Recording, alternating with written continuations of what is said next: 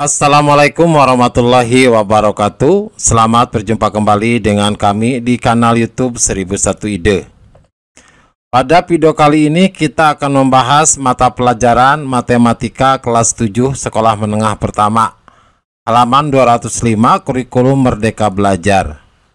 Halaman ini termasuk ke dalam bab 6, yaitu bangun ruang. Yang akan kita bahas adalah mari kita periksa pada bagian yang pertama, yaitu sifat-sifat bangun ruang. Sebelum lanjut pada video pembahasan, kami mengucapkan terima kasih atas dukungannya terhadap perkembangan channel ini, yaitu dengan menekan tombol subscribe dan mengaktifkan tombol notifikasinya. Silakan buka bukunya dan perhatikan pada halaman 205. Mari kita periksa. Yang pertama, ini adalah berbagai bangun ruang. Ini adalah pembelajaran di halaman 197 dan halaman 198. Berdasarkan bangun-bangun ruang A, B, C, dan D, A, B, dan C, jawablah pertanyaan-pertanyaan berikut. Perhatikan, ini adalah bangun A, ini bangun ruang B, dan ini adalah bangun ruang C. Yang pertama, sebutkan nama masing-masing bangun ruang. Maka jawabannya untuk yang A adalah prisma segi 5. Berarti 1, 2, 3, 4, 5. Ini adalah bentuk prisma segi 5. Yang kedua adalah kerucut. Perhatikan, alasnya adalah berbentuk lingkaran. Kemudian yang ketiga adalah 5 segitiga. Jadi yang ketiga ini bentuknya adalah 5 segitiga. Pertanyaan yang kedua, manakah yang merupakan polihedron? Polihedron. Maka jawaban yang tepat adalah yang A dengan yang C, yaitu prisma segi 5 dan 5 segitiga itu yang termasuk ke dalam polihedron. Sedangkan lingkaran kerucut tidak termasuk ke dalam bentuk polihedron. Selanjutnya soal nomor 2. Nah, ini hubungan tempat kedudukan garis ruang. Ini adalah pembelajaran di halaman 200, 202 dan 204. Jawablah pertanyaan-pertanyaan tentang limas di samping ini. Perhatikan, ini adalah limas A, B, C, D, dan titik atasnya adalah O. Yang pertama, rusuk-rusuk manakah yang bersilangan dengan AB? Nah, berarti rusuk-rusuk yang bersilangan dengan AB adalah rusuk OC, dan satu lagi rusuk OD. Nah, rusuk OC dan rusuk OD ini bersilangan dengan AB. Yang kedua, sebutkanlah hubungan letak kedudukan antara permukaan OAB dengan rusuk CD. Maka jawabannya adalah sejajar. Perhatikan, OAB dan ini adalah CD. Posisinya adalah sejajar. Soal nomor 3, gambarlah segmen garis OH di samping kanan ini untuk menunjukkan tinggi piramida. Maka jawabannya, perhatikan, untuk menunjukkan tinggi OH, di sini kita buat diagonal pada alasnya, yaitu pada garis A dengan C kita tarik garis, kemudian pada B dengan D kita tarik garis, dan kita ketemu titik tengahnya yaitu H. Kemudian kita tarik garis dari titik O ke titik H. Inilah yang disebut dengan tinggi piramida, yaitu OH.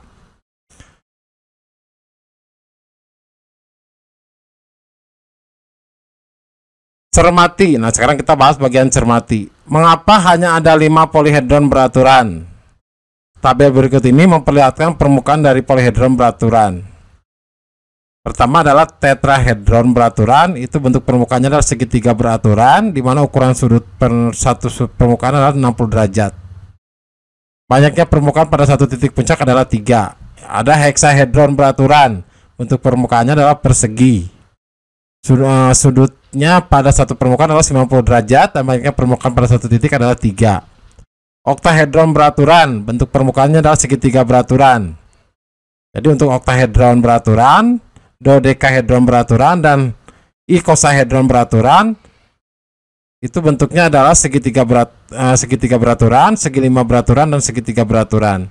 Sudutnya untuk oktahedron beraturan adalah 60 derajat, untuk dodekahedron beraturan adalah 108 derajat, dan ikosahedron beraturan adalah 60 derajat. Terus banyaknya permukaan pada satu titik puncak. Untuk oktahedron beraturan 4. Untuk dodekahedron beraturan adalah 3 dan ikosahedron beraturan adalah 5. Kemudian jawablah pertanyaannya yang pertama. Dapatkah kamu membuat bangun ruang dengan menggunakan 6 segitiga sama sisi dipertemukan titik-titik sudutnya?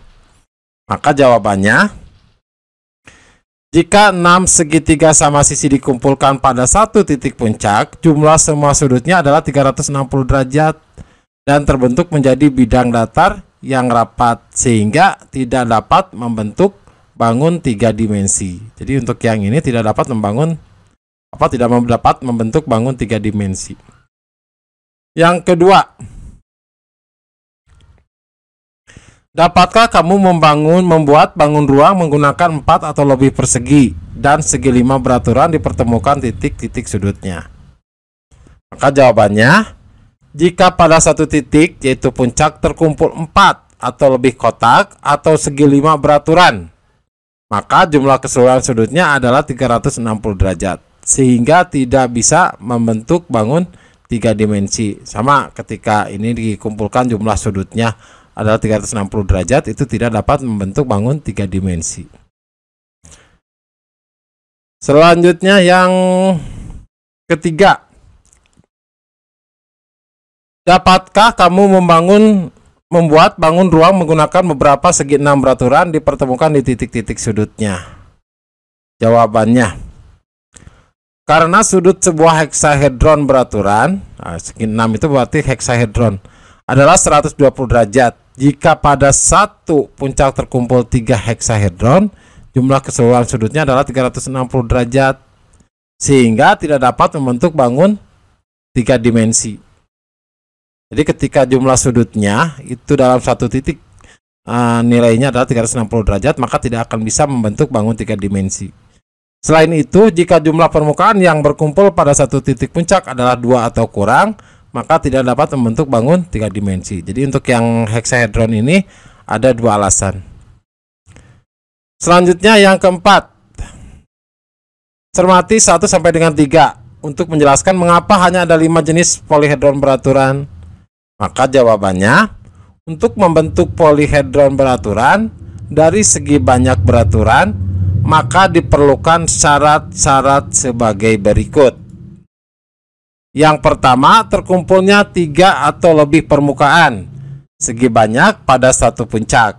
Terus yang kedua, jumlah sudut-sudut poligon beraturan yang terkumpul pada satu sudut tidak boleh 360 derajat atau lebih. Nah ini, berarti syarat yang keduanya itu di mana satu sudut yang terkumpul di satu titik itu tidak boleh lebih dari 360 derajat atau lebih.